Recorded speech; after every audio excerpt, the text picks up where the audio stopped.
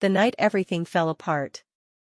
I'm standing in my own driveway, watching my shirts and jeans flutter through the air like some twisted confetti parade. They're flying out of the second-story window one by one, followed by my shoes, my laptop bag, and finally, my wedding photo frame. Up above, Lauren is shouting for me to get out of her house, her face red and wild with fury I've never seen before. Her 17-year-old son, Jake, stands just behind her, resting a fake comforting hand on her shoulder. His expression is calm, even smug. Just this morning, we were having coffee together. Laughing, planning our weekend. Now, my wife looks at me like I'm a monster. I try to speak, to tell her this is all a mistake, but she cuts me off with words that slice like glass. Don't you dare talk to me after what you did to Jake. Jake's head lowers, his lips trembling just enough to sell the performance. And then I see it, the faintest smirk when our eyes meet. He's enjoying this. Let me back up. Because if you're watching this, wondering how a happy marriage can crumble in seconds, this is how it started. The poison drip. 4 years ago, I met Lauren at the coffee shop she managed. She was a widow, graceful and kind, with tired eyes that still carried warmth. Her husband had died of cancer 3 years before, leaving her to raise Jake alone. Jake was quiet at first, polite even. I never tried to replace his father, only to be a steady, respectful presence. We married after 8 months. Lauren was radiant that day. Jake even smiled in the photos, though looking back, it was the kind of smile that hides something sharp beneath it. For 2 years, things were peaceful. I worked long hours, but I made sure Lauren and Jake had everything they needed. A bigger home. A new school for him. Vacations. Family dinners. Then, around the time Jake turned 16, small cracks began to form. He started saying little things to his mother.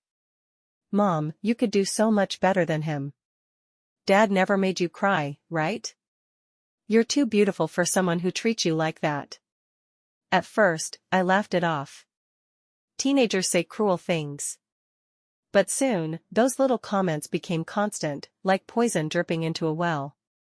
Lauren began to look at me differently. When I spoke, her eyes searched my face, as if hunting for the lie Jake had planted. The turning point came when Jake asked for a BMW. Not a cheap one, he wanted the exact model his friend had. I told him no. Told him we could find a used car and maybe he could get a part-time job. He stormed off crying. That night, Lauren was distant. "He's been through enough," she said. "Can't we just give him this one thing?" I remember staring at her in disbelief. $35,000 for a teenager's first car? She turned away. "You don't understand what it's like being his mother." That was the moment I realized, I wasn't her husband anymore. I was an outsider in my own home. The lie that broke everything. 2 months later, the bomb dropped. I came home from work to find Lauren standing in the living room, pale and trembling. Jake was upstairs, door shut. She lifted his sleeve to reveal a dark bruise on his arm. "He said you did this." I froze. "What?" "He said you grabbed him when I wasn't here. That you've been losing your temper with him for months." I felt the ground disappear beneath me. "Lauren, I have never laid a hand on that kid." But she stepped back like I was dangerous. Her voice cracked. "He described everything. How you yell when I'm gone, how you make him feel unsafe." From the staircase, I caught sight of Jake watching us. His expression was neutral, curious, even. Like a scientist observing his experiment. Then, the moment he saw me watching, he changed, eyes wide, voice trembling. "Mom, please don't let him hurt you." That did it. She broke. Lauren told me to leave the house until things calmed down. No proof. No police report. Just her belief in her son's story. As I packed my bags, I looked up at the window one last time. Jake had his arm around her shoulders, comforting her. When he thought I couldn't see, he grinned. That grin is burned into my memory. The truth and the end. 3 weeks later, I wasn't the same man. I'd gone through denial, grief, anger, and now I was cold, focused. I'd hired a private investigator named Marcus and a lawyer named Patricia. What they found shattered me all over again. Over $8,000 had vanished from our joint account, spent on gaming setups, food deliveries, clothes, all connected to Jake's online purchases. Lauren had even covered for him by transferring money from savings. There were also texts between Jake and his friends. Dozens of them.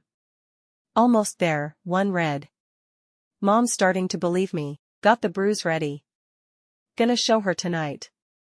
This should finish it." And then the video. Jake, in his bathroom, slamming his forearm against the counter repeatedly, whispering, "This better work." It was all there. The lies, the manipulation, the self-inflicted bruise that ended my marriage.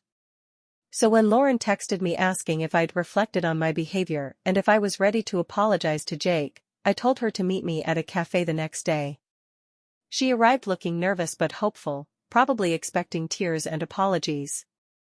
Instead, I handed her a manila folder. Inside were divorce papers, signed, and every piece of evidence, the screenshots, bank statements, the video. She flipped through it, her face draining of color. When she reached the page showing Jake's messages, she whispered, "No, this can't be real." Then she saw the video. The cafe was quiet except for the sound of her quiet sobs. She covered her mouth with both hands. "He told me you hurt him. He cried, You believed him without asking me once," I said. My voice calm. Cold. "You didn't even check." She reached across the table, desperate. "I was protecting my son," I leaned back. "You were supposed to protect the truth." That's when the door burst open. Jake. He must have been waiting outside. He saw the papers, the photos, the video still on my phone, and froze. Then came the outburst. "He's lying. He hacked me. You can't believe this." Lauren was shaking now, whispering, "Please tell me you didn't do this." Jake's eyes darted between us. Then, for the first time, his mask slipped. "So what if I did?" he shouted. "You were miserable with him anyway. He's not my dad. We could have moved, had a real life." The cafe went silent. People turned to stare. Lauren crumbled. "You destroyed our family for a car and a city?" Jake's face twisted with anger. "You ruined it. You should have sold the house and left him." I stood up. "Calm. You have 30 days to move out. After that, it's no longer your house." Lauren tried to speak, her voice breaking, but I was done. "You didn't lose your husband, Lauren. You gave him away." I walked out. Through the cafe window, I saw her sobbing, head in hands, while Jake stood beside her, angry, defiant, surrounded by the wreckage he'd created. Epilogue, 1 month later. They moved out on time. Lauren and Jake rented a small apartment across town. My lawyer said she tried to fight for money, but she had no claim. Friends told me she looked hollow now, working long hours, barely speaking. Jake, meanwhile, had turned cold toward her, blaming her for everything. The same manipulation he used on me, now turned on his mother. Sometimes, late at night, I think about her. About the mornings we spent drinking coffee, about how much I loved her. But mostly, I feel relief. Because the truth is, you can't build a marriage on someone who chooses lies over trust. I didn't lose a wife that day, I escaped a nightmare. And somewhere, deep down, I think Lauren knows that too. Ending line, for voiceover. When love dies because of lies, the hardest part isn't what you lose, it's realizing who they chose to believe.